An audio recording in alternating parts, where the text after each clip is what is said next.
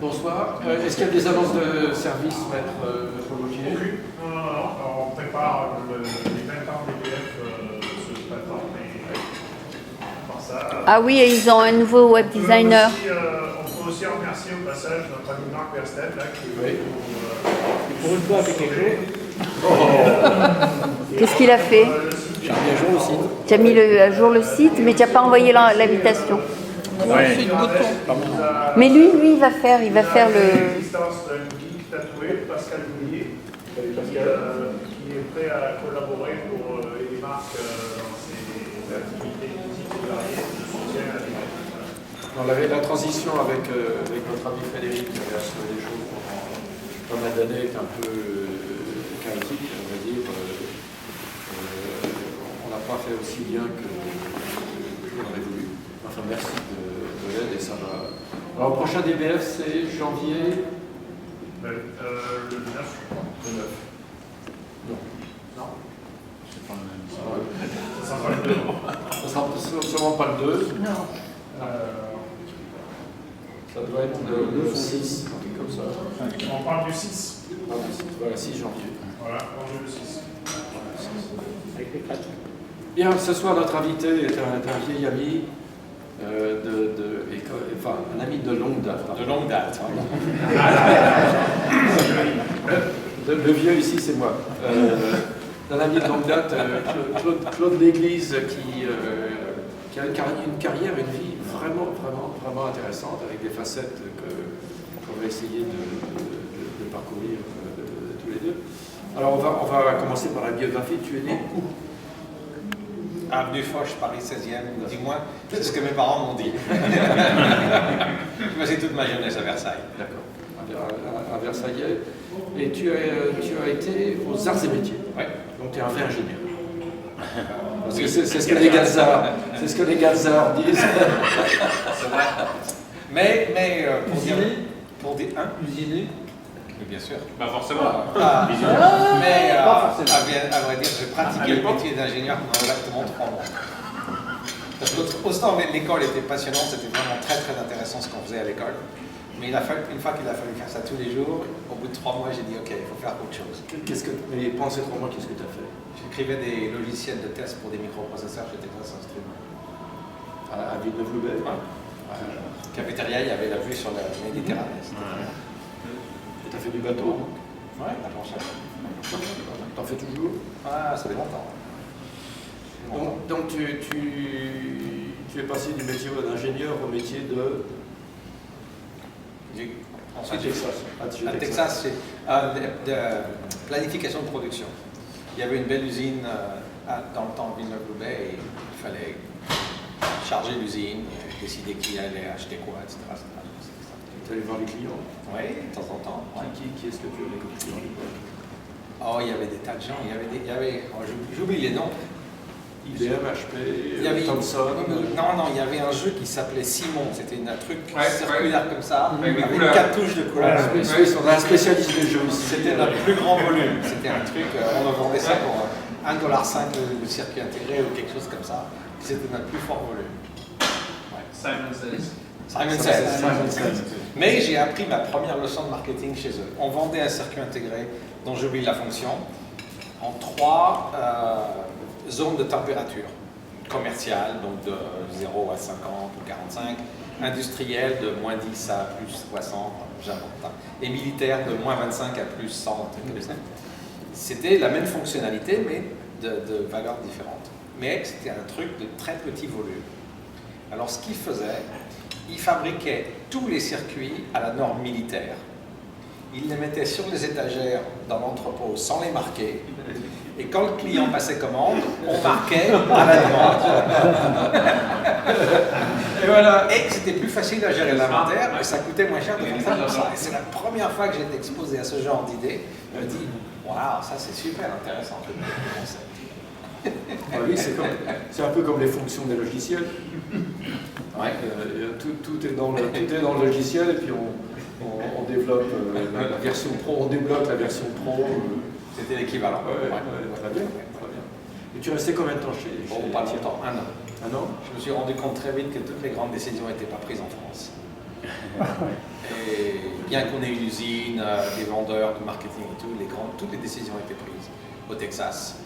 Et donc, je me suis dit qu'il était grand temps de venir voir ce qui se passait ici. Au lieu d'aller au Texas, je suis venu ici. Tu es venu où alors? À Stanford. À Stanford. Et j'ai regardé un peu, je dis tiens, Tu c'est pas mal. as fait un MBA. Et puis c'était le 4 septembre 1980 et je suis toujours là. Comme je pense que vous êtes tous, probablement tous, dans un schéma équivalent. Vous avez gagné la loterie. Hein. Non, c'est pas gagner la loterie, non, c'est jouer les bonnes cartes. Oui, c'était plus facile. Tu avais un visa d'étudiant à l'époque. Oui, j'avais un visa d'étudiant qu'à l'époque, après Stanford, je suis rentré chez Intel et Intel avait dit on vous embauche, on s'occupera de la carte verte. On s'occupera d'abord du H1, ensuite de la carte verte. À l'époque, c'était Where do I sign? À l'époque, c'était plus facile. C'était plus facile que maintenant. Il fallait 3 ans, 4 ans, mais c'était lent, mais c'était très méthodique. Ouais, c'était plus ou moins garanti. Oui, donc, et à l'époque, l'entreprise croissait énormément, donc il fallait passer une petite annonce pour pouvoir prouver qu'il n'y avait pas d'Américains qui pouvaient faire le boulot. Mais si quelqu'un se présentait qui était bien, on l'embauchait aussi. Personne ne se plaignait. Donc personne ne se plaignait. Ça marchait très bien. Rien de changé. Toujours pareil. Ouais. Et donc, comment il s'appelle, David Emo, j'ai signé un truc pour un individu exceptionnel, encore maintenant, un Français, David Emo, qui rentre chez Apple en ce moment. Il a eu son visa, boum, vraiment facilement. Le H1 est difficile. Ouais. Ça peut prendre plus d'un an. Alors, chez Intel, tu es resté combien de chez Intel? 20 ans? 23 ans. 23 ans. Donc là, on peut dire que tu as exploré pas mal de choses. Pas mal de choses. J'ai passé en fait 3 grands volets. Le premier, c'est 6 ans dans le marketing. Je m'occupais au début du microprocesseur qui était au centre du PC IBM. 80-88. Ça c'était difficile à voir. C'était assez difficile à voir. Et puis, à terme, je suis devenu directeur du marketing pour toute la division. C'était une récompense ou une punition? On peut se demander. Pour donner une idée de l'ordre de grandeur, quand je suis rentré en 82, la division microprocesseur faisait à peine 100 millions de dollars de revenus. Et en 87, quand j'ai quitté, pour des raisons que je vais expliquer, on faisait plus d'1 milliard. Alors la raison pour laquelle j'ai quitté le marketing, c'est qu'on avait une seule division qui donc faisait 1 milliard de ventes. J'étais responsable de tout le marketing. À une extrémité, on vendait à des gens comme Silicon Graphics, comme Cray, qui faisaient des machines super sophistiquées. Et à l'autre extrémité, mes ingénieurs étaient en train d'apprendre aux Taïwanais comment est-ce qu'on mettait du cuivre sur des feuilles d'époxy pour faire des circuits imprimés. Pas des circuits intégrés, des circuits imprimés. Et donc on avait ça s'appelle dynamic range, un spectre dynamique entre les plus avancés et les moins sophistiqués qui était devenu intenable. Intenable pour mon équipe, intenable pour moi, intenable pour mon patron. Et donc on a pris la division et on l'a éclaté en 3. Et j'ai eu mon premier poste de direction générale, j'ai pris le très haut de gamme. Et donc tu vendais à Cray, Silicon Graphics, HP Colorado, donc tous les trucs qui avaient besoin de graphiques de très haute, Apollo, de très haute performance. Ouais. Tout ce qui est workstation, en fait. Tout ce qui était workstation. Graphic workstation. Sauf Sun. Pardon? Sun était client aussi pour certaines machines, mais très petit. Oui, ils avaient sorti 1386. Ouais. Et j'ai donc eu mon premier poste de direction générale. Ensuite, j'ai fait d'autres trucs. Je me suis lancé dans ce qui était à l'époque le multimédia. Vous vous rappelez du multimédia? Les CD-ROM. C'est l'histoire ancienne. Le papyrus. Le nouveau papyrus. Je l'ai le bouquin. Voilà. Moi, je l'ai fait 86. Bouquin de 86. Petit grand-père, quand j'étais chez Intel, est-ce qu'il y avait des dîners? Et puis ensuite, j'ai lancé Intel. Ma femme et moi avons un fils qui avait à l'époque 5 ou 6 ans et qui a eu, comme beaucoup de jeunes à cette époque-là, un Nintendo pour Noël. Et le Nintendo m'a ouvert les yeux. Parce qu'en fait, les gamins, ils ne voulaient pas tellement la machine, mais ils voulaient les jeux. Et donc, ils choisissaient la machine en fonction du jeu qu'ils voulaient avoir. Ben oui, mais en 88, 89, c'était pour moi, c'était la grande révélation.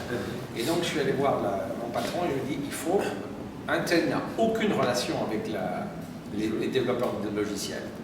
Il faut qu'on s'engage avec eux et qu'on travaille avec eux parce que j'avais lancé le 386, qui était le premier micro 32 bits en 85. Il a fallu attendre 95 pour que Microsoft ait un OS qui utilise les fonctions du circuit. Et donc l'idée c'était, est-ce qu'on peut travailler avec ces gens-là, les mettre au courant de nos projets, travailler avant le lancement, de façon à ce que le jour où on lance notre circuit, il y ait des logiciels qui utilisent les nouvelles fonctionnalités. Bon, j'ai commencé ça avec 4 gars et aujourd'hui il y a plus de 12 000 employés dans cette division. Ensuite, et donc cette division elle a comme client toute l'industrie du logiciel. C'est des relations. Oui, c'est pas vraiment, c'est une relation de coopération, pas une relation d'achat-vente. Oui, mais ça stimule. L'idée, c'est de stimuler les ventes de hardware. J'ai bien compris. Oui. C'était l'époque où chaque fois qu'il y avait un nouveau logiciel qui était de plus en plus sophistiqué, il était de plus en plus épais, et donc il fallait plus de performance pour les circuits intégrés, et donc c'était un cercle vertueux. Ensuite, le PDG de l'époque, Barrett, m'a demandé de lancer un effort dans le domaine des produits grand public, que j'ai fait. On a créé mais c'était un peu... On a créé la plus... Comment ça s'appelle? Web Appliance. Oui, je me souviens. On a créé une Web Appliance. On avait envisagé d'utiliser iOS, mais en fait, on a tout construit ça avec Linux. Et puis, on est passé de 0 à 250 millions de dollars de chiffre d'affaires à 0 en 3 ans. Parce qu'il y a eu la crise de 2001, et Barrett m'a dit, c'était pas le métier dans lequel je veux être, je veux qu'on fasse que du semi-conducteur. Et donc, il a arrêté ce truc-là, il a arrêté tout. De toute façon, le chemin, ça n'a jamais réussi. C'est pas qu'on n'a pas essayé. Bref. Ensuite, j'ai passé 5 ans dans le groupe d'investissement Intel Capital, où j'étais responsable de tous les investissements en dehors des US. Et j'ai investi dans 25 pays, 156 entreprises, j'ai fait le calcul.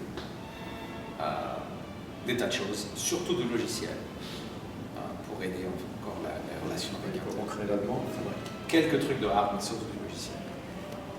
Et puis un jour j'ai eu 50 ans, un samedi j'ai eu 50 ans, et le lundi j'ai dit bye. Ou plutôt j'avais dit bye, et le lundi c'était mon dernier jour. Parce que j'en avais marre. C'est une longue histoire, mais il est arrivé à une époque où l'entreprise était tellement grande que pour aller aux toilettes, il fallait une autorisation en 3 exemplaires signée par un avocat, un représentant du personnel et un comptable. Et alors j'en ai eu marre. Oui. C'est le saucissonnage. Quand les tranches de saucisson deviennent trop minces, il n'y a plus de goût. Il n'y a plus de goût. Donc, c'est toujours le cas? Ah oui, bien sûr. Et c'est la taille de l'entreprise uniquement? Oui, c'est la taille de l'entreprise.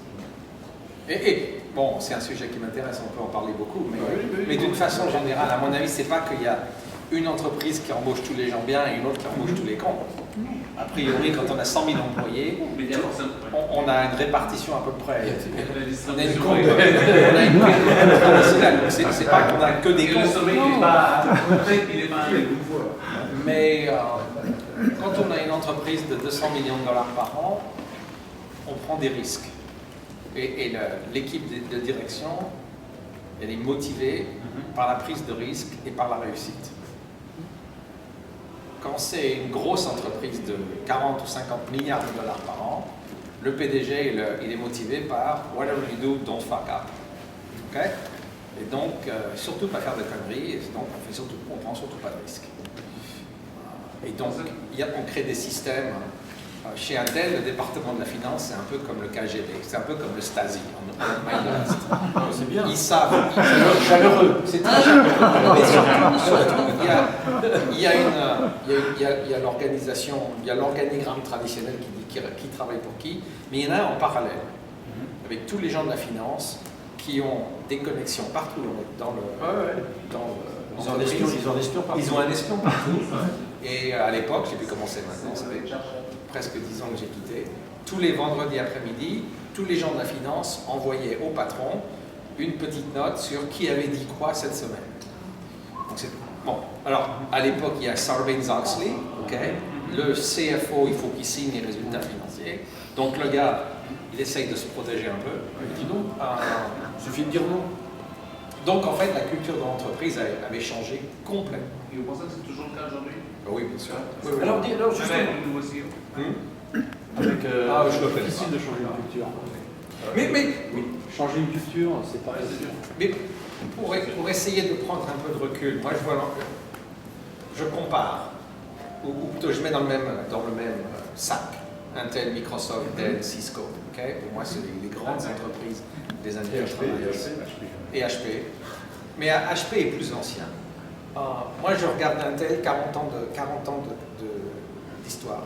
Les 10-12 premières années, c'est un start-up qui fait du semi-conducteur. Donc on en vend à n'importe qui en des mémoires vives. On ne se lave pas les dents le matin, on se les lime. On se les lime. Ouais. Des mémoires vives, des mémoires mortes, des microprocesseurs, des circuits de télécom. Le gars a besoin de semi-conducteur, on a ça. Deuxième phase, des 10 années qui suivent, c'est on découvre l'industrie du PC et on croit avec elle. Et c'est les grandes batailles d'architecture pour déterminer qui va être le gagnant de ce grand marché. Donc les gens contre qui on travaille, c'est National, Motorola, NCR, IBM, ces gens-là. AMD. Non, pas vraiment. Non, même pas. Je ne pense pas qu'on se réveille à la nuit. C'était un masque. Surtout Motorola et National. Les grandes guerres, c'était Motorola National et un peu plus tard avec les machines RISC. Donc les 10 années suivantes, c'est vraiment le combat pour savoir qui va dominer cette nouvelle segment d'industrie. Les 10 années suivantes, c'est la belle époque. Toutes les décisions stratégiques qui sont prises par les équipes dirigeantes de Microsoft, de Dell, de Cisco et d'Intel dans leur salle de conférence ont un impact sur toute l'industrie des télécoms, toute l'industrie de l'informatique. Donc c'est vraiment le leadership stratégique d'un pan énorme de l'économie. Les 10 années qui suivent, c'est une période de maturation. Je ne veux pas dire déclin encore, mais de maturation. En ce sens que tout le monde a des ordinateurs, tout le monde a l'Internet, tout le monde a des routeurs, tout le monde a tout ça. On en a besoin, mais on ne prend plus les décisions stratégiques sur la base du choix de ces technologies. Et donc on voit maintenant qui sont les gens en tête, Apple, Facebook, Google, Baidu, des gens comme ça. Donc c'est très intéressant pour moi de reculer de 3 pas et de dire comment est-ce que ça évolue tout ça? Crois pas, c'est ce qui nous intéresse tous ici. Et là, il y a cet article je crois que c'est dans Fortune, ou dans Forbes, je ne sais pas, dans lequel Paul Otellini raconte comment il a raté l'iPhone. C'est-à-dire qu'il n'a pas assez d'argent, et c'est trop petit. Non, c'est une combinaison de pas assez de revenus par unité, et avec un multiplicateur de volume 10 fois trop petit. L'iPhone. Ah, iPhone, d'accord. Il a eu la possibilité, parce qu'il était assez copain avec Steve Jobs, il a eu la possibilité de gagner le business de l'iPhone. Et il a dit non. Au lieu que ça soit Samsung. Enfin, les deux ont perdu. C'est Samsung le gagnant maintenant. Alors, ton analyse de cette décision, l'analyse culturelle, parce que c'est pas. Je veux dire, pour moi, ça a été pris ici, ça n'a pas été pris ici. Ou alors c'est ici qui a dominé ça. C'était la bonne. Pardon ? Je crois que c'était la bonne décision. Le truc qui m'inquiète, moi, c'est. Enfin, le truc que Paul n'a pas dit. Il n'y avait pas de visibilité. Oui, mais c'était la deuxième fois qu'il prenait cette décision-là. Un nombre d'années précédentes, on a eu la possibilité de vendre le circuit intégré qui irait dans la Xbox de Microsoft. Et Paul, qui à l'époque était directeur général de la division microprocesseurs, avait dit non, je ne veux pas de ce business-là. Pour les mêmes raisons. Le prix est trop bas, le volume est trop petit. Et c'était Barrett, qui était PDG à l'époque, qui avait sauté dans l'avion, était allé à genoux à Redmond pour qu'on ait le business. Et on l'avait eu. Et bon, c'était un business qui avait cru, qui n'était pas énorme, mais enfin, c'était un business est énorme que si c'est la somme de petits business qui sont, eux, chacun, sont pas énormes. Donc on avait gagné ce truc-là. Mais Paul avait dit non à l'époque. Et donc, quand j'ai entendu dire qu'il avait dit non à l'iPhone, c'était en fait la deuxième fois de sa carrière que je connais, peut-être une autre, mais il y a la deuxième fois où il a eu la même réflexion stratégique. Marc, Il n'y a pas grand-chose à lui faire. Puisqu'on est en petit comité, là. Ouais. Je sais pas, il n'y avait pas les éléments à l'époque pour lui pour qu'il prenne la décision. Mais Tu te souviens pas de Rubinstein, qui était pas. C'est pas Steve. Mais la réaction qu'il avait eue, c'était Apple va pas nous apprendre à faire un téléphone. Apple n'en a jamais fait. C'est ce que toute l'industrie était persuadée de penser. Mais qu'est-ce qu'ils vont faire dans Il y ce avait quand même marché? les volumes de l'iPod. Mais Quand même. Il y avait les volumes de l'iPod. Mais faire un iPhone, faire un téléphone, c'était inenvisageable. Marc, mais Apple s'est trompé et Apple s'est trompé. Il n'a rien fait. Parce que Oui, c'était pas un téléphone. Apple s'est emmerdé d'avoir un tel comme partenaire que Samsung actuellement. Oui, aussi. Mais c'est pire que ça. C'est que, attends, quand dans la deuxième génération, quand le SDK est sorti, on est en petit comité, quand le SDK est sorti, première génération, iPhone 2.0, les paris c'était, on va peut-être avoir 1000 applications dès la première semaine. Ça sera super. C'est vrai. Fort. Donc déjà Apple ne le savait pas. 1950. Je me souviens. Apple ne savait pas, comment tu veux qu'un tel le Vous sache? avez compté. Avec le recul, c'est facile de dire il a fait une erreur stratégique. c'est ça Il manquait des visions. le truc. Et personne ne pouvait l'avoir. Le truc. Apple est un peu opaque quand même. C'est plutôt une question de mentalité, parce qu'effectivement, c'est très facile de prendre la bonne décision avec le recul. Hein, c'est l'histoire de Quelqu'un m'a déjà expliqué qu'il était meilleur à prévoir le passé que le futur. Non, mais c'est l'histoire de Christophe Colomb. Hein. Quand il est parti, tout le monde pensait que c'était un couillon. Ouais. Et effectivement, le PDG de Nokia a été cité plusieurs fois dans la presse en ayant dit « ce n'est pas un vrai téléphone ». Donc, Il avait raison. Il avait raison. C'était un mauvais téléphone. Et donc, ce qui m'intéresse, moi, c'est pas qu'ils ont pris la mauvaise décision, c'est plutôt pourquoi est-ce qu'ils ont pris la mauvaise décision. Et à mon avis, c'est un problème culturel. Parce que je suis prêt à postuler pour les besoins de la conversation qu'on ne peut pas prédire le futur. Et donc, on est à une branche et on ne sait pas laquelle prendre. Okay, et donc, la question, c'est culturellement, qu'est-ce qu'on prend? Laquelle on prend? Et en 1980, Intel aurait pris, on fonce avec l'iPhone. Et en 2000, il a pris la branche en Quel était le risque? Alors, parce que la culture a changé.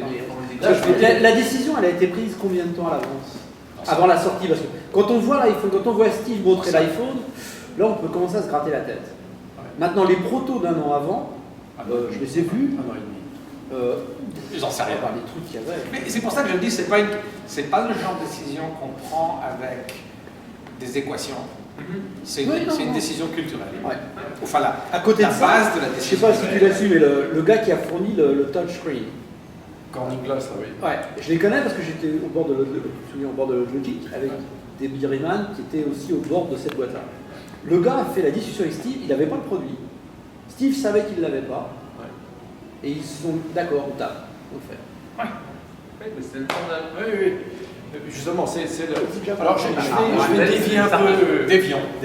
Par rapport à Intel. Non, c'est vrai. Je vais dévier un peu du plan que je m'étais fabriqué, parce que on s'est vu il y a quoi, une dizaine de jours pour préparer l'entretien d'aujourd'hui.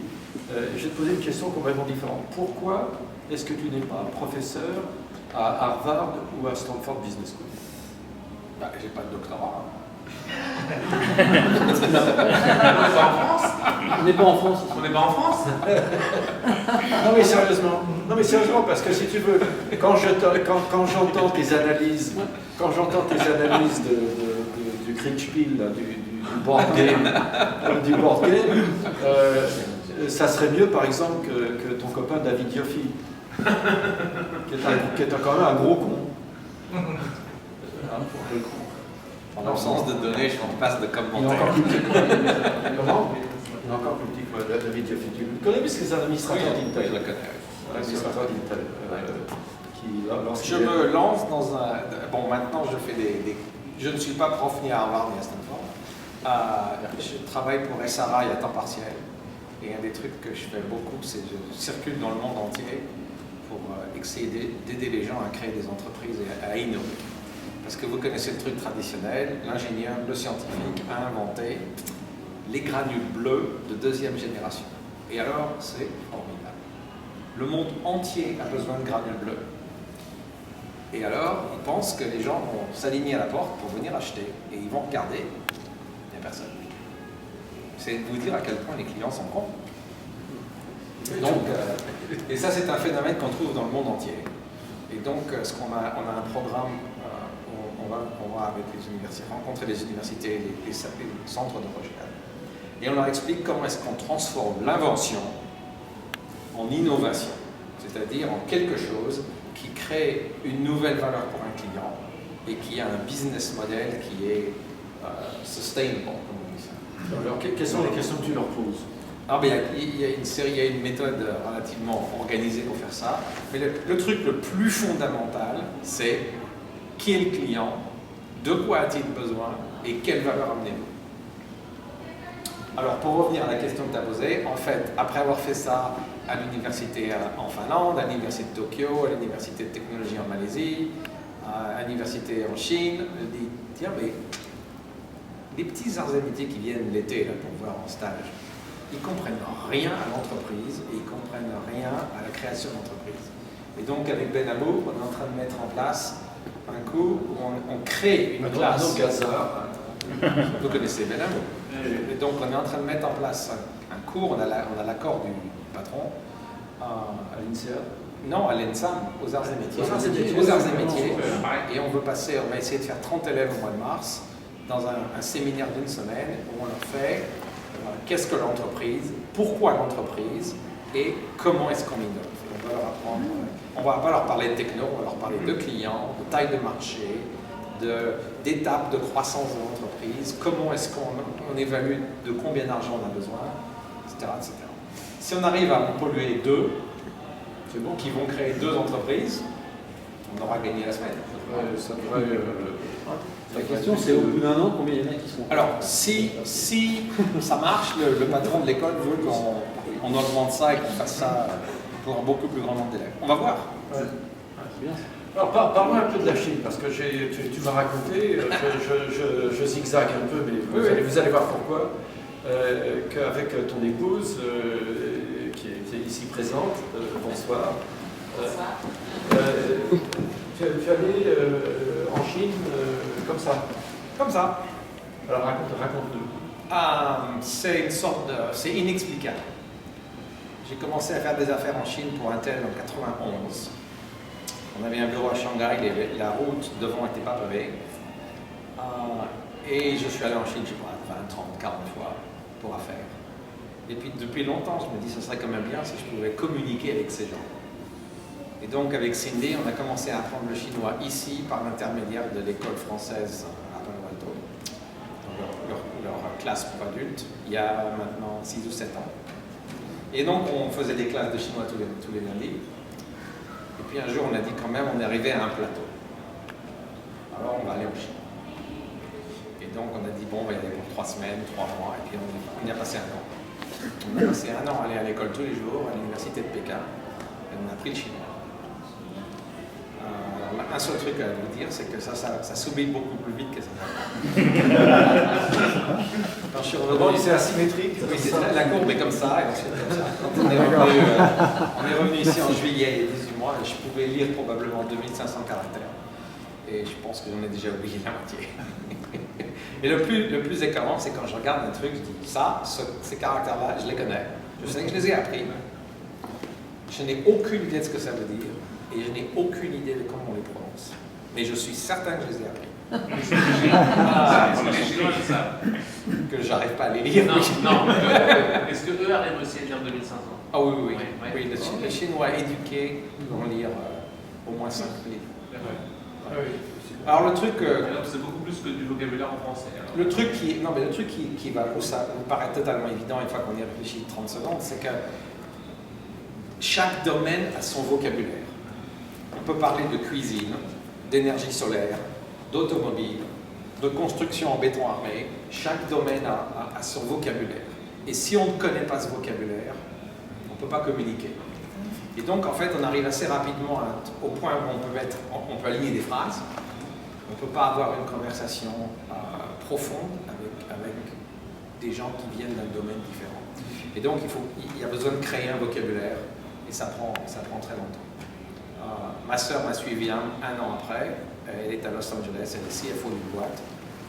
Quand on parle de notre famille, on parle français, quand on parle business, on parle anglais, parce que ni elle ni moi ne pouvons expliquer les stock options en français. Et donc, c'est le même problème que ma femme et moi avons en chinois, c'est qu'on peut se promener, on peut poser des questions, on rencontre les gens, mais il y a des trucs qui sont limités. En particulier, je suis un foutu de négocier un contrat. Trop dangereux. C'est trop dangereux. Le jour où je crois que je comprends, ça devient très dangereux. Oui, et ça, c'est le point le plus dangereux. Bon, alors pourquoi est-ce qu'on a fait ça? Je ne peux pas vous donner de bonne réponse. La seule bonne réponse que je peux vous donner, c'est si on ne faisait pas ça à 55 ans, est-ce qu'on le ferait à 75? Non. Bon, alors on le fait maintenant. Bon, ceci étant, bien sûr, on peut lire et écrire par les Chinois. Le plus intéressant, c'est bien sûr d'apprendre la culture. Et je pense que tout le monde ici est venu de France et donc a eu le même genre d'expérience. Quand on arrive aux États-Unis, on a une certaine idée des États-Unis, et au bout d'un an, on a une idée différente. Et donc, nous, on est allé en Chine avec une certaine idée de la Chine, et maintenant, on a une idée très différente. Cette idée, ça pourrait être Expliquer l'Amérique en 5 minutes ou moins. Ça, c'est le problème. C'est le problème. Bon, alors, justement, d'accord. On va rétrécir. Oui, c'est ça. Mais pas d'étranges provinces quand même. Tu as été à Pékin. Oui. Tu as été sûrement à Shanghai, évidemment. Oui, oui. Shenzhen, Chengdu, Xi'an, oui, tout ça. Harbin. Oui, tout ça. Alors, est-ce que c'est vrai ce qu'on dit sur le côté capitalisme d'État de la Chine, c'est-à-dire capitalisme frénétique mais contrôlé par l'État?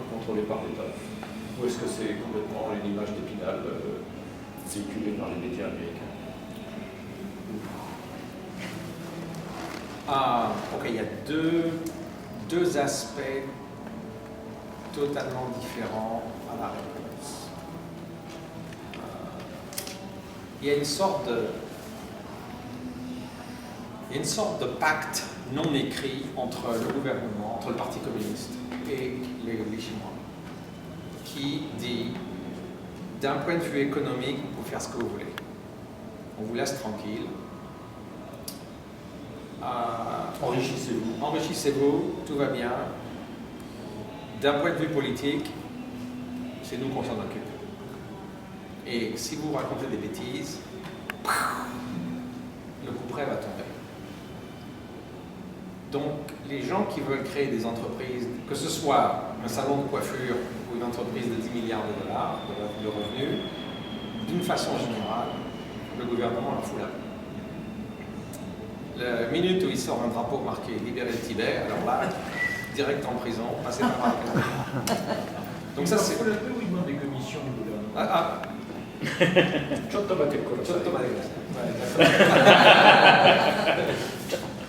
D'une façon générale, ils leur foutent la paix. Deuxième volet, et on peut revenir sur la corruption dans un moment. Deuxième volet, il y a quand même les grandes entreprises qui appartiennent à l'État, les state-owned enterprises, en partie dans les industries soi-disant stratégiques, c'est-à-dire le charbon, les chemins de fer, les télécommunications, l'acierie, etc., l'aviation. Alors, dans ces marchés-là, il est très très difficile de faire de la compétition. Parce que... C'est administré par l'État. C'est administré par l'État. Comme en... Oh. Oui, dans un autre pays communiste, le nom ne vient pas de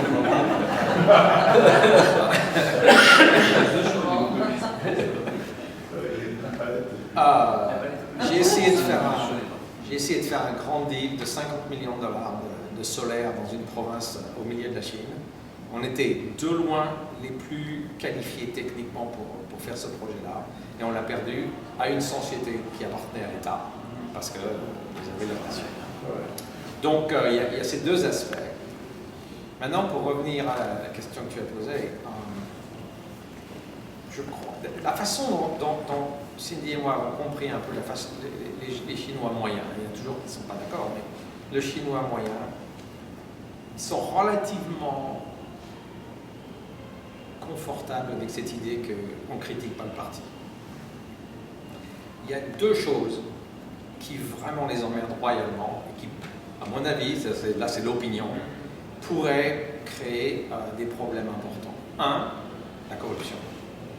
Et la corruption ne se fait pas tellement au très haut niveau, elle se fait au niveau de tous les jours. Local, oui, le fonctionnaire local. Le fonctionnaire local. À la mairie, à la police. Exactement. Donc le gars qui a besoin de bakshish pour pouvoir faire quoi que ce soit. Dès qu'il y a besoin d'un bout de papier, dès qu'il y a besoin de... Il y a des emmergements. Donc il y a la corruption. Le deuxième, la pollution. Et les États-Unis ont fait un truc extraordinaire qui a coûté 2500$ et qui a eu un impact extraordinaire.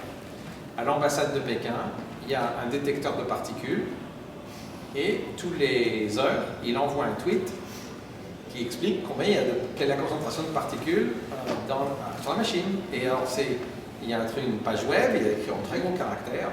Ce n'est absolument pas la pollution de Pékin, c'est juste dans le jardin de l'ambassade. Et chaque fois qu'il regarde un chinois, non, c'est quoi cette histoire-là? Il dit non, c'est pas à Pékin, c'est dans le jardin de l'ambassade. Alors, on était à Pékin à l'époque où les Chinois ont commencé à trouver ce truc-là. Il y a à peu près 300 000 étrangers qui vivent à Pékin. Il y avait 1 500 000 abonnés au tweet. Donc, pas tous des étrangers. Et ce genre de truc qui a coûté rien du tout et qui a eu un impact extraordinaire. Parce que d'un seul coup, les gens ont dit, c'est pas simplement mes yeux et mon nez, il y a effectivement de la science derrière tout ça. Ils sont en train de nous empoisonner. Et de plus en plus, il y a des mouvements de gens qui vraiment ne sont pas contents à cause de ça. Les gens éduqués et riches veulent de l'air et de l'eau propre. Mais les gens pas éduqués et pauvres aussi ont besoin d'air et Oui, non, attends. Mais les gens éduqués, les gens qui ne sont pas éduqués et pas riches, ils n'ont pas beaucoup de moyens. Et puis ils disent c'est peut-être comme ça. Alors que les gens éduqués et riches, ils ont les moyens financiers et politiques finalement. Et tu crois que ça va s'arranger ça? À terme, oui. La question c'est combien ça à terme. C'est ce qui a tué l'Afrique.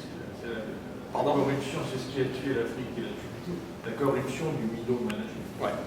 Oui, mais c'est pas l'Afrique. Alors, Et pas du tout l'Afrique. Faut pas Parce qu'il y a l'éducation. Il y a une chose qui est quand même très différente. Il y a des blagues comme dans un petit comité, je dirais. Il n'y a aucune différence entre les Juifs et les Chinois, puisque c'est tous la famille, l'éducation et les parents. Hein.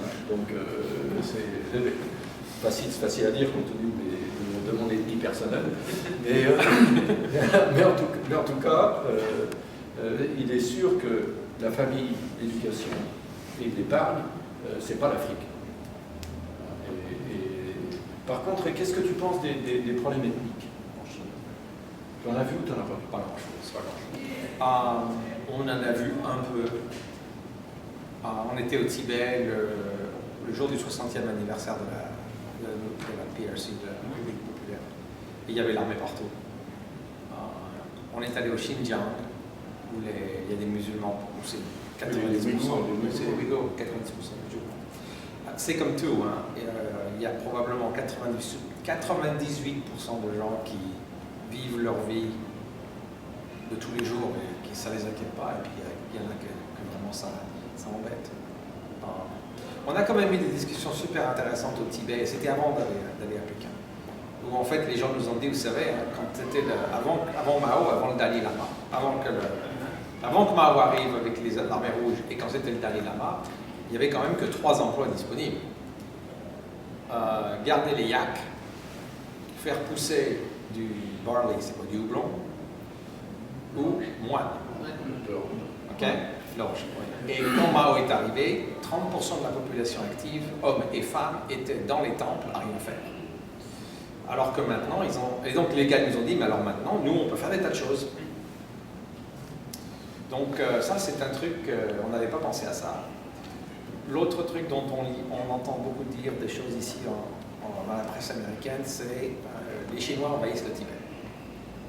En fait, il y a beaucoup de situations où c'est le gars était dans son village, il a été appelé à l'armée et il a été envoyé au Tibet.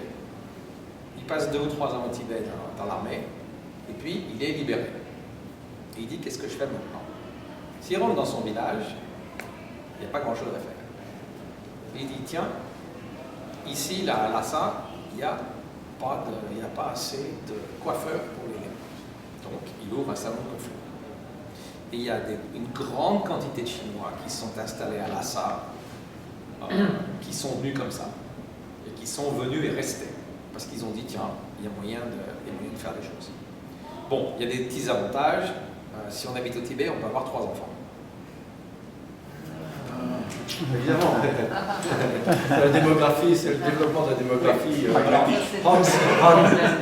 Ils veulent développer le nombre de Han. Apparemment, et ça, je ne l'ai jamais pu le confirmer, mais on m'a dit 2 fois que le gouvernement chinois avait étudié précisément comment les États-Unis ont conquis l'Ouest. Et ils sont en train de créer des chemins de fer qui vont jusqu'à l'Ouest.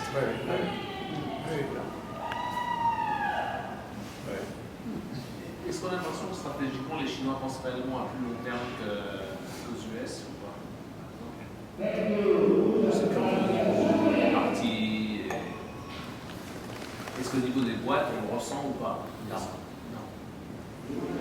Non, j'étais au conseil d'administration de plusieurs boîtes chinoises, on ne voit pas, et même presque le contraire. Très court terme. Du court terme. Les membres du parti sont promus tous les 5 ans, donc il faut qu'ils ont un nouveau poste, il faut que dans 3 ans ils puissent rajouter des trucs sur leur CV de façon à être considérés pour le poste suivant.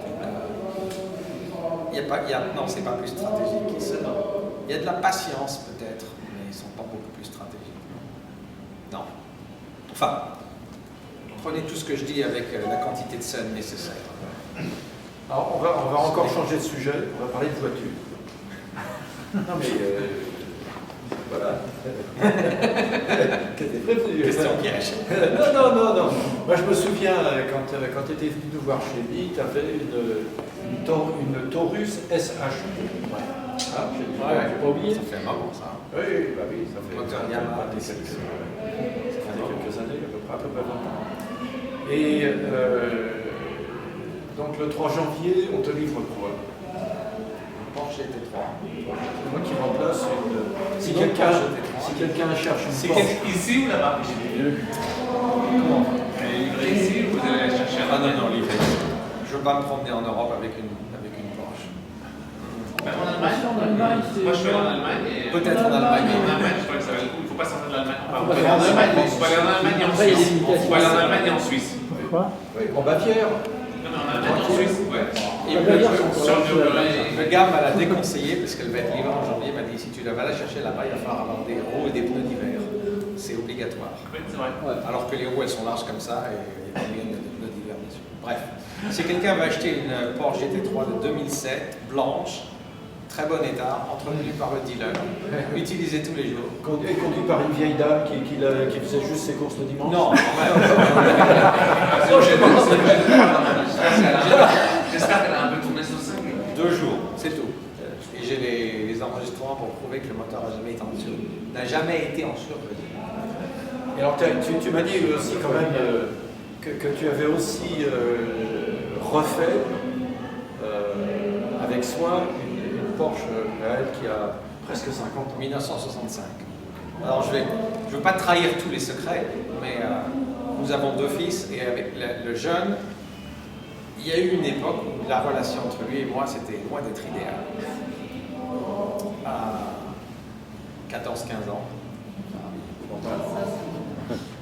Si ça ne nous est jamais arrivé, balancez la première pierre.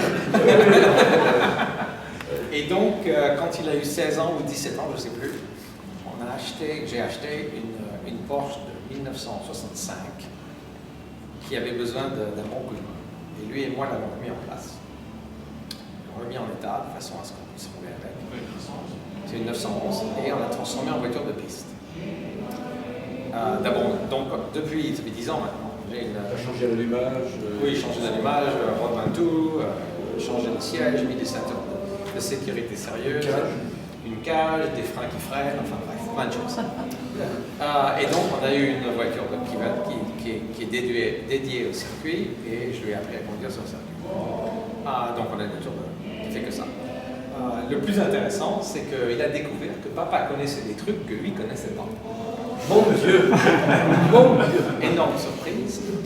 Et tu as, alors, attends, ta liste d'outils, tu as un tour. Tout projet est une occasion d'acheter un nouvel outil. Ça, c'est. Je vois.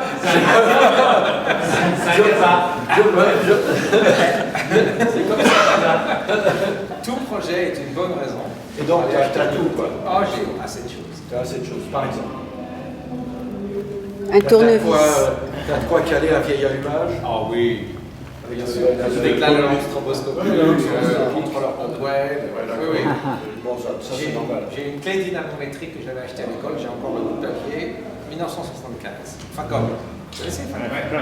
Resurfacer les cylindres. Resurfacer les cylindres. Oh, je vais faire ça. Oui, c'est Équipé quand même. mais tu as un tour, tu as une tour perceuse. Ah oui, oui. Il y a moyen de faire des choses. Mais j'avoue qu'il arrive à une époque où c'est plus facile de signer des chèques. Oui. Bon, enfin, ça m'occupe. Et surtout, c'est un sport que j'adore. Je suis instructeur sur piste maintenant. L'hiver dernier, avec ma femme, on est allé au ce qu'on appelle Camp 4, qui est à côté du circuit de Mont-Tremblant au Québec, pour conduire des Porsche sur glace. Ils ont des lacs gelés avec de la neige partout et on apprend à conduire sur glace que à Palo Alto, on a relativement peu l'occasion de faire ça. Et donc j'adore ça. Mais donc j'ai l'aspect hobby, l'aspect passion pour moi. La leçon de vie, si je dis, life lesson, c'est que vraiment maintenant avec mon fils, on a une très très bonne relation. Donc ça a été le catalyste qui a vraiment changé la façon dont notre relation a évolué. Ça c'est un de vos deux enfants, Oui. L'autre. Et le jeune fait de la bière à Portland. L'autre est Et la quoi? de la bière. De la bière. Bilou. L'autre est à San Diego, il fait du logiciel. Il est directeur d'engineering dans une petite boîte. C'est la deuxième plus grande entreprise de vente de planches à roulettes des États-Unis. Ça c'est encore une très bonne histoire. Ils font tout ça sur Internet. Skateboard. Ouais, Là, c'est vachement bien. Oui, ça c'est un bon marché mais c'est tout ce qu'ils font comme glisse, ils font rien d'autre. Ils font rien d'autre. Rien d'autre. Non, ils sont complètement concentrés sur un truc et c'est tout sur Internet. Absolument tout sur Internet. Ça, c'est extraordinaire. Donc le client achète sur mesure. Sur mesure. Il choisit la planche, il choisit les trucks, les roulements à billes, les roues. Il configure tout ça sur Internet. Clique. C'est quoi la marque cette table? Non, la boîte s'appelle Mearskate. M-U-A-R. Comment? C'est intéressant. Voilà. Donc, et alors qu'est-ce que tu la vas faire forme, quand tu seras grand? quand je serai grand, ben, je sais pas. Je pense. Est-ce que tu veux faire du bateau, de la planche à voile, du kitesurf, du ski? Non, je crois que je vais continuer à faire de la voiture. Je vais faire encore un petit moment. Ouais. Oui, enfin des petits trucs. Pas de gentleman racer, c'est ça? Je suis bien trop vieux pour pouvoir gagner en Formule 1 avec D'accord, mais en revanche, en club Porsche. Il y a combien de courses? Tu fais combien de courses par an? Écoute, là j'étais très mauvais élève cette année. J'étais à Laguna il y a mardi, mais c'était simplement la deuxième journée de 2013. Alors qu'il y a eu des années où j'allais passer en haut, 15 à 20 jours par an. Ah, quand même. Ouais, c'était bien. Et là j'étais en baisse. Mais c'est Porsche uniquement. En général, c'est Porsche, pas toujours. Non, mais par exemple, tu n'accepterais pas d'être vu au volant d'une Corvette. Il faudrait que je change mon prénom, je m'appelle Joba. D'accord, on voit il y a une opinion là. Peut-être discerner une opinion là, oui. Alors, donc Corvette, non. Italienne? Non. Tesla? anglaise, Mazda. Tesla. La nouvelle BMW. Jaguar F à Panama. Je n'ai pas vu 40 personnes. C'est une voiture indienne, ça. Ouais. Oui, Non, mais sérieusement, non, mais très économique. non, mais Non, mais très économique. Et la 918?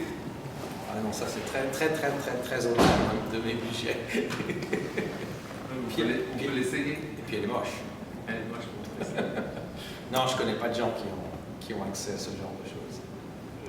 Carrera GT, il y a des gars. Non, il fallait une. Ah oui, ça. Elle voudrait baisser? Oui, ça c'est. Enfin. Je crois que dans les 5 ans qui viennent, je vais continuer à faire ce genre de choses. Et puis, toute cette idée d'innovation, d'aider les entreprises à démarrer, tout ça, ça m'intéresse beaucoup. Mais sérieusement, Surtout parce qu'il y a beaucoup de gens, je fais des blagues sur les ingénieurs, mais il y a beaucoup de techniciens qui ont des idées extraordinaires. Et si on arrive à les aider à façonner leur idée de façon à ce qu'ils arrivent à vraiment créer une valeur pour un client, il y a moyen de faire des trucs très bien. Des trucs vraiment très bien. moi, vraiment, je pense, là, je suis un peu. J'ai un biais parce que deux de nos enfants, deux de nos deux filles ont été dans une école de commerce de la côte Est et une de la côte Ouest, si tu vois ce que je veux dire. Et j'ai vu Il n'y en a qu'une qui a réussi.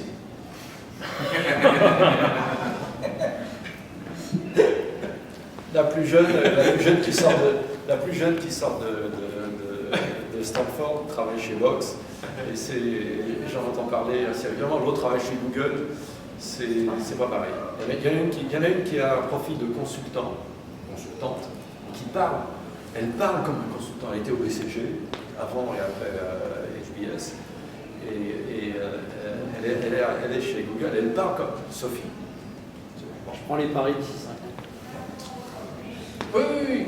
Et la plus jeune qui a été chez Cisco avant d'aller à Stanford, elle a plus le profil de start-up. Il y en a qui a un profil de. Enfin bref. Moi, ce que je regrette, c'est j'ai vu le corps enseignant. J'ai vu le corps enseignant et ayant été moi-même mauvais élève, j'ai dit tout le mal qu'ils ont pu entendre de leur enfance des métiers de conseil, de côté consultant et des MBA. Donc, pour ma punition, oui, monsieur, donc sérieux, ça veut dire. Ouais. Et en particulier du BCG. Donc je ne suis pas le seul qui a eu des problèmes avec les enfants. Et donc, j'ai vu l'enthousiasme de nos enfants à l'école. Et donc, j'entendais parler, c'est super, ça, donc je suis allé voir, j'ai rencontré les profs dans les deux cas. Et c'est époustouflant. C'est époustouflant. La qualité du corps enseignant, c'est vraiment, c'est bien. C'est vraiment bien. Donc, j'étais content, parce qu'avec l'échec, quand même, je me suis dit, c'est pas de l'argent foutu en l'air. Et je me dis, pourquoi est-ce que tu ne deviens pas prof à Stanford? Oui, pourquoi pas. Mais non, mais sérieusement. Le truc, et ce qu'il y a peut-être. J'espère. On va parce que je peux t'arranger. Sérieusement, je peux t'arranger un rendez-vous. Why not? Pourquoi pas? Non, mais sérieux. Pour le moment, c'est. Parce que la façon dont tu parles des affaires, des ingénieurs et tout ça. J'ai pas exploré cette idée-là. Bon, d'accord. Ah, pourquoi pas? Ce que je me dis. Vous savez que moins de 3% des brevets déposés dans le monde touchent de l'argent. Il y en a 97% où il y a un beau diplôme qu'on peut accrocher dans les toilettes, et c'est que ça. Si on pouvait arriver à convaincre un petit nombre de techniciens, ingénieurs, chercheurs, d'utiliser des techniques un peu différentes de façon à prendre leur invention et la commercialiser, il y aurait probablement moyen de créer des trucs extraordinaires. Donc c'est ça que je voudrais faire. C'est ça que je veux faire. D'où cette idée d'aller faire une classe aux arts et métiers à Paris, d'où c'est d'aller faire du conseil un peu partout dans le monde, dans les universités. Pourquoi pas faire ça à Stanford aussi? Ou alors à l'école d'ingénierie, pardon, de couper. Je je me suis retrouvé en face d'élèves des écoles d'ingénieurs, il y en a plusieurs à Stanford, plusieurs départements d'ingénierie, et il y a des électifs de business développement. Tu veux pas aller enseigner dans ces... Pourquoi pas? Réponse à une question que je n'ai pas posée. Je ne sais pas comment est l'éducation en France aujourd'hui. Quand j'étais aux arts et métiers, c'était vraiment, on apprend le bouquin, on répète ce que le prof raconte. Le projet de son étude, c'était un mouton à 5 pattes qui n'avait aucune application pratique possible. Parce que le prof, de toute façon, ne connaissait rien à rien. Bon, on a eu le diplôme, tranquille, c'était bien. On arrive à Stanford, la méthode d'éducation est totalement différente. Et il m'a fallu plusieurs mois pour m'y mettre. Parce que les devoirs, c'est plus des devoirs, en fait. C'est vraiment l'application de situations réelles de la vie. Et une fois que... Et on en parle, et il n'y a pas de réponse. Il n'y a pas de réponse noir et blanc, il y a différentes possibilités. Et j'ai pris une classe de conception de circuit intégré à Stanford quand j'étais à la Business School, et c'était pareil. Bon, évidemment, le circuit fonctionne, mais il ne fonctionne pas. Mais il n'y a pas une seule façon de le faire.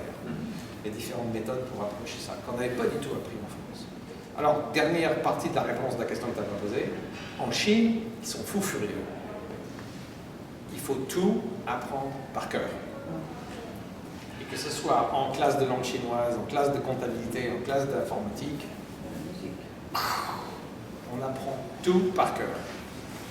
Alors, vouloir changer une virgule et la couleur des caractères, on n'a jamais vu ce problème-là. On n'a pas appris. Mais en même temps, dans le boulot, ils sont, enfin, moi je trouve qu'ils sont assez des meilleurs. Ils sont assez. Ils Ceux sont qui les moyens du bord. Ceux qui sont ici.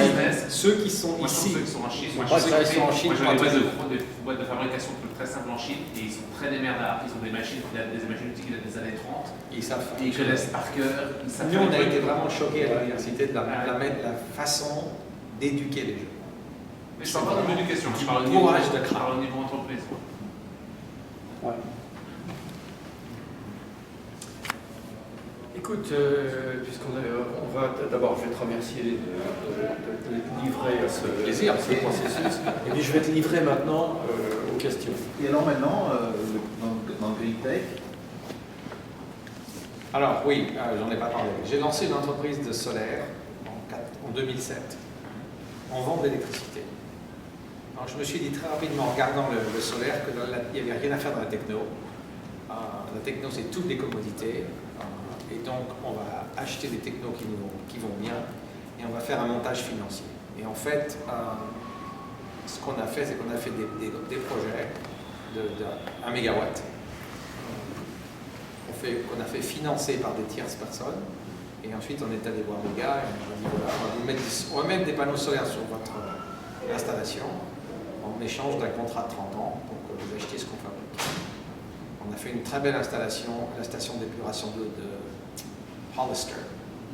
On a fait aussi 10 campus des écoles de Hollister. On a une installation à San Diego, une à Oakland, une à Sonoma. Au jour d'aujourd'hui, on vend l'électricité tous les mois, je fais les factures, on récupère l'argent. Mais on n'a pas fait de projet depuis 3 ans. Parce que j'ai appris un truc, encore une expérience de la vie. Quand on fait un projet de 6 millions de dollars et qu'on a 8% de commission, on peut acheter à manger. Mais quand le prix des panneaux solaires est divisé par 4 et que le projet est de même taille, c'est plus 6 millions, c'est maintenant 2 millions, et qu'on a 8% de 2 millions, les avocats ils sont pas moins chers, le conseil municipal il décide pas plus vite, les ouvriers syndiqués de la société de construction ils travaillent pas moins cher. Et donc, en fait, on a la même quantité de boulot, mais on touche un tiers ou un quart de l'argent pour nous. Donc, on s'est dit, donc on n'a pas fait de nouveaux projets depuis longtemps. Ceci étant, ça c'est une caractéristique de l'entreprise que j'ai créée. On est une petite boîte. Ceci étant, je crois énormément au solaire. Et dans d'autres climats, au vent, pas ici, mais dans d'autres climats, il y a des trucs extraordinaires. Ça. Les prix ont baissé tellement que c'est compétitif avec les grilles dans beaucoup de coins. Pas partout, mais dans beaucoup de coins. En Californie, le solaire est compétitif. Dans l'État de Washington, il ne l'est pas à cause des barrages. Oui. Ici, le courant électrique, vous le payez combien? Vous le payez de 15 à 25 cents le kilowattheure. Ça dépend de la période de l'année. À Seattle, c'est 3 cents. Alors, donc, à 25 cents, je peux vous faire un deal qui économiquement vaut le coup. À 3, il y a quand même. Donc ça dépend des zones. Je sais pas avec qui je parlais. En Écosse, c'est pas la peine de faire du solaire, mais l'éolien, c'est très bien. Donc en fait, ça dépend un peu où on est. Et puis il y a plein de terrains qui n'ont aucune valeur économique. Les parkings, la station d'épuration d'eau où ils remettent l'eau par terre et puis on ne peut pas mettre d'immeubles, on ne peut pas mettre de vaches, on ne peut rien faire. Donc on n'a qu'à mettre des panneaux solaires. Toutes les rampes d'accès d'aéroports. Il y a du terrain qui n'a aucune valeur commerciale partout qu'on peut utiliser pour mettre du solaire. Vous avez les deux parlé de groupes ethniques et de religion. Je voulais savoir quelle est votre religion et la vôtre pour qu'on puisse vous rendre la balle. Non, je ne réponds pas à cette question. Je n'ai plus de religion. Je n'ai plus de religion. Et j'ai très peur des religions. Parce que je vois les dégâts. Question suivante. Question qui n'a rien à voir, vous étiez instructeur. Donc, on peut vous parler si on cherche un instructeur. Oui, bien sûr. Ah, Une leçon que j'ai apprise en devenant instructeur de conduite, c'était que j'étais dans la voiture avec un élève et je savais qu'il faisait des choses pas correctement, mais je ne savais pas comment expliquer ce qu'il fallait faire à la place. Et donc, genre, la demi-heure suivante, j'allais dans ma voiture en me disant, ok, qu'est-ce que je fais dans ce virage? Ah, ok. Et donc, je retournais à le voir et disais, bon, alors, maintenant, on va travailler sur ce virage-là et voilà ce que tu vas faire. Et j'ai donc, en étant obligé d'instruire, je suis devenu un meilleur conducteur parce que j'ai réfléchi à ce que je faisais. Et ça, c'est super intéressant. Toutes les disciplines. Oui, C'est vrai, c'est dans le dessin. Les arts martiaux, c'est pareil. Autre sujet? Autre question? l'avenir de la Chine, on va se casser les figures, on va commencer à accumuler de l'argent, parce que pour l'instant, disons non plus, les villes désertes et tout ça, c'est Non, c'est très prétentieux pour moi de donner une réponse. J'en sais rien. Ceci étant, les Chinois sont des gens comme vous et moi. Ils ont une vie qui est plus confortable que celle de leurs parents. Ils ont des espoirs pour leurs enfants. Ils n'ont pas de grands... Au niveau de l'homme de la rue ou de la femme de la rue, ils n'ont pas de grands dessins géopolitiques. Ils ont simplement envie d'avoir une vie confortable et fulfilling. Il y a 1,3 milliard de gens qui sont sur ce vecteur-là, qui travaillent énormément, qui sont prêts à se sacrifier pour eux-mêmes et pour les générations futures. Donc, à mon avis, la tendance est de continuer à être droite et positive. Non, elle continue à être positive. Bon, ça verra des aléas. Leur gouvernement a des tas de problèmes. Si nous, on en avait un qui n'en avait aucun, on pourrait en parler. Mais en fait, vu les problèmes qu'on a ici, il y a en Europe,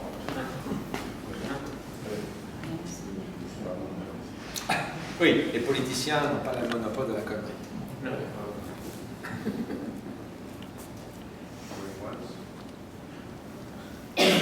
Écoute, merci beaucoup. Merci beaucoup. Avec plaisir.